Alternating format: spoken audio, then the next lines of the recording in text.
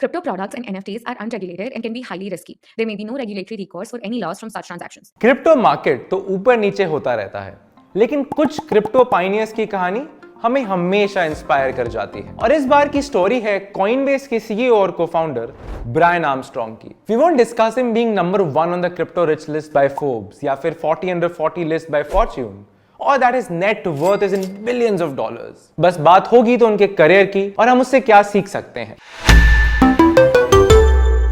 नमस्कार, मेरा नाम है जितेंद्र अजमेरा और मैं लेके आया हूं क्रिप्टो की दुनिया की कुछ रोमांचक कहानियां। ये स्टोरी 5 पार्ट्स में डिवाइडेड है। Part number 1, triple degrees from Rice University. Part number 2, edtech startup, IBM internships, Deloitte job. Part number 3, the effect of Argentina's hyperinflation. Part number 4, Airbnb during daytime, crypto at night. Part number 5, Y Combinator investment for Coinbase. In part number 6, that's a bonus.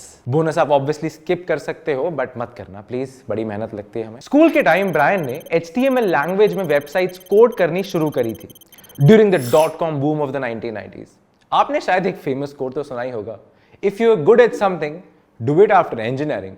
Or is it just me? पर अपने Brian थे good at engineering, इतना कि उन्होंने एक नहीं, दो नहीं, बल्कि तीन डिग्रीज करी, all from Rice university, a private research university in Texas, USA. Bachelors of Computer Science, Bachelors of Economics and a Masters of Computer Science. और अब इतनी पढ़ाई कर ही ली थी तो कॉलेज में उन्होंने एक स्टार्टअप भी शुरू कर दिया and that was in the education space. Rice university के टाइम ब्रायन को फाउंडेड यूनिवर्सिटी ट्यूटर, जो कनेक्ट करता था college students, that is the tutors, कौन पेरेंट्स से जिनके बच्चों को पढ़ाई में हेल्प चाहिए थी। ब्रायन ने यूनिवर्सिटी ट्यूटर्स को अगले 8-9 साल तक का टाइम दिया and by the way it was eventually acquired in 2014 by an undisclosed buyer for 21 times its revenue. He interned with IBM as a developer और फिर उन्होंने ज्वाइन किया Deloitte as an enterprise risk management consultant. 2006 में graduation के बाद उन्होंने वापस enter करी education industry by working for a company in Argentina. Argentina में उस टाइम हाइपर इन्फ्लेशन चल रहा था, basically a rapid increase of prices in an economy, typically 50% से भी ज्यादा रेट पर हर महीने। और अपने ब्रायन के पास डिग्रीज तो थी कंप्यूटर साइंस और इकोनॉमिक्स में, तो उनका इंटरेस्ट आने लगा in the power of crypto, जो इन्फ्लेशन प्रूफ लग रही थी। 2010 में उन्होंने बिटकॉइन व्हाइट पेपर पढ़ा, जिसको पब्लिश किया गया था under the alias name of Satoshi Nakamoto. उनका पहला बिटकॉइन वेंचर था एक wallet to hold the crypto currency on mobile phones. अब वो तो इतना चला नहीं because of its mobile only design, लेकिन ब्रायन को ये समझ आ गया था कि उनको इसके लिए एक बढ़िया क्लाउड सर्विस चाहिए होगी। 2011 में उन्होंने ज्वाइन किया as technical product manager at Airbnb, जिसकी 190 कंट्रीज का पेमेंट सिस्टम का एक्सपोजर भी उन्हें मिला। उन्होंने ज्वाइन की थी ग्लोबल पेमेंट्स टीम। Airbnb के time Brian notice difficulties of sending payments to South America, और अब वैसे भी उनको बिटकॉइन में काफी इंटरेस्ट आ चुका था। To buy and store crypto,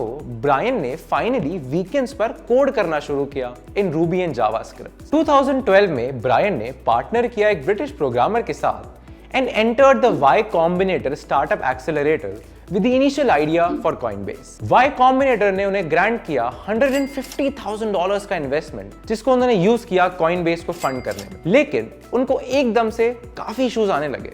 Unlike his co-founders, Brian चाहते थे कि Bitcoin owners should be able to recover their crypto keys if misplaced. Although this take was in favor of centralized data storage, opposite to the idea of decentralization, इस move ने Coinbase को काफी beginner friendly बना दिया, क्योंकि लोगों से ये हमेशा एक्सपेक्ट करना मुश्किल है that they'll keep a track of their lengthy passwords. This was still in line with Brian's aim for Coinbase, that is to create an open financial system for the world, according to his LinkedIn profile.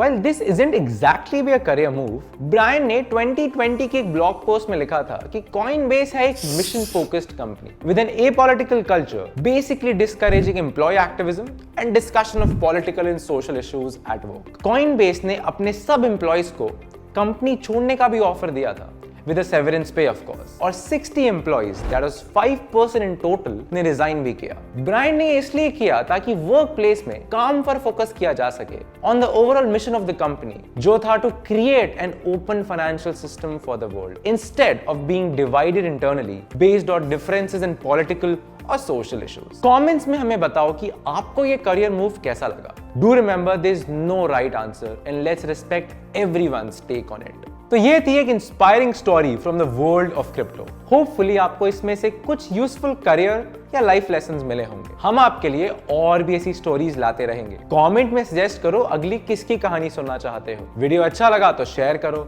अपना channel अच्छा लगा तो subscribe करो। And happy investing on CoinDCX। Crypto products and NFTs are unregulated and can be highly risky. There may be no regulatory recourse for any loss from such transactions.